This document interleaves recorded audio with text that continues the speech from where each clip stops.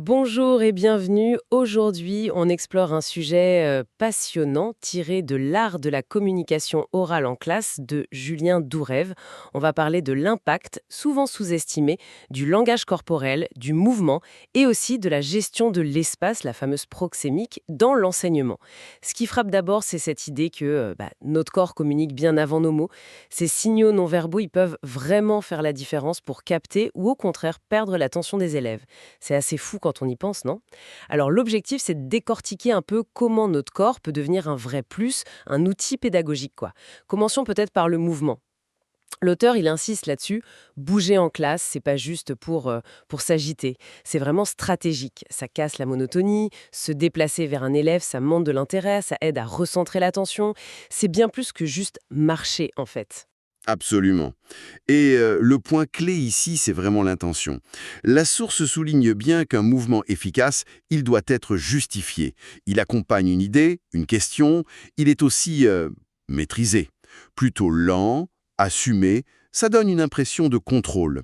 Et toujours orienté vers l'interaction, soutenu par le regard bien sûr, il ne s'agit pas du tout de faire les 100 pas, mais que chaque déplacement ait un sens. Trouver le juste milieu entre rester complètement immobile, ce qui peut être pesant, et l'agitation constante. C'est ça le défi. Oui, trouver cet équilibre, ça demande une vraie conscience de soi. Et ça m'amène justement à la gestion de l'espace, cette fameuse proxémique. Qu'est-ce que l'auteur en dit exactement? Puissant et subtil à la fois. C'est vraiment l'art d'utiliser la distance physique pour gérer la relation et l'attention. C'est pas juste où on se place, mais comment on utilise consciemment cette position. Par exemple, se rapprocher, ça peut encourager un échange plus personnel, une écoute plus attentive. Alors que s'éloigner, au contraire, ça permet d'avoir une vue d'ensemble du groupe, de relancer une dynamique collective. D'accord. Donc la distance en elle-même devient un message. Exactement. C'est tout à fait ça. Il y a même cette idée intéressante de se positionner sur le côté parfois, pour observer un travail en cours par exemple, sans donner l'impression d'être intrusif. L'enseignant devient une sorte de régulateur spatial, quoi. Il ajuste sa proximité selon les besoins, selon les réactions des élèves. C'est une présence qui est mobile, oui, mais aussi stable et surtout réfléchie. Et ce jeu avec l'espace, il est directement lié à l'engagement des élèves. Un mouvement qui a un certain rythme, qui suit le fil du discours, ça peut vraiment relancer l'écoute. Par exemple, changer de côté dans la salle pour marquer une nouvelle section du cours. Ou s'avancer un peu pour poser une question importante. C'est presque une sorte de chorégraphie en fait. Avancer, ça implique. S'arrêter, ça ancre une idée. Reculer, ça peut inviter à la réflexion ou à la prise de parole. C'est une perspective vraiment, intéressante sur la dynamique de classe.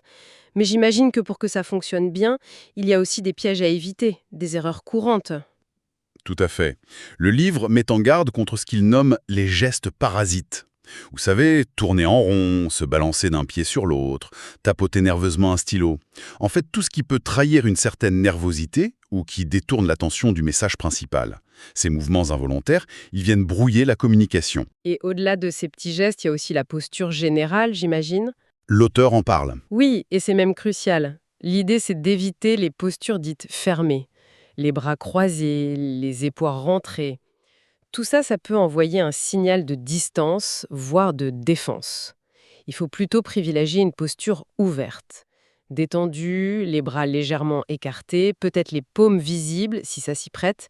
Ça invite à l'échange, ça montre qu'on est disponible. C'est l'incarnation même de l'accueil et de la confiance en quelque sorte. C'est ça. Et d'ailleurs, il y a quelques conseils pratiques qui ressortent de la source. Par exemple, s'observer, utiliser un miroir ou même se filmer. Ça peut être très révélateur pour prendre conscience de ses propres habitudes. Pensez aussi à faire des pauses dans le mouvement, s'ancrer physiquement pour les moments importants du discours et adapter consciemment sa posture. Plus ouverte pour accueillir les élèves, peut-être un peu plus en retrait pour les inviter à réfléchir.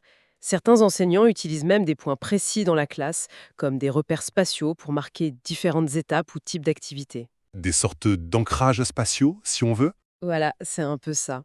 Bon, alors, si on essaie de résumer tout ça, gérer son corps, ses déplacements de manière consciente, c'est pas juste de la mise en scène pour faire joli. Non, c'est un moyen direct et puissant pour influencer l'attention, pour rendre le discours plus vivant, plus incarné.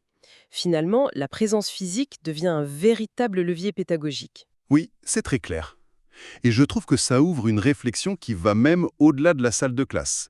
On a vu l'impact de cette conscience du mouvement et de l'espace dans un contexte pédagogique, mais on peut se demander comment est-ce que cette même conscience pourrait transformer nos autres interactions, au quotidien, au travail, ou même dans notre vie personnelle. C'est une question intéressante à creuser, je pense.